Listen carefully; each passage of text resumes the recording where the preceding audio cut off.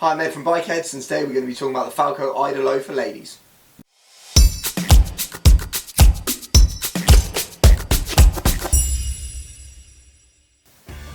So for 2020, Falco have created the Ayda Low boot.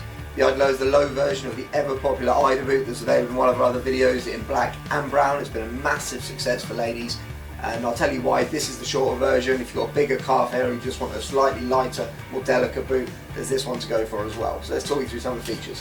So your full leather construction, obviously CE approved boots, as you expect from Falco. You've got a raised heel on it as well, so anyone's a little bit shorter can get a foot flat on the floor, safety when they stop at traffic lights, things like that. Gives you that extra height on the back of the foot. Good tread pattern on the bottom as well, all in water resistant sole. Underneath this you've got crush proof inner sole as well, so if your bike does fall on you, it's going to give you that crush proof protection, but it gives you all the flexibility to change gear, brake this way that you need. Just going to stop the bike if it falls on the foot that way. That gives you a crush resistance.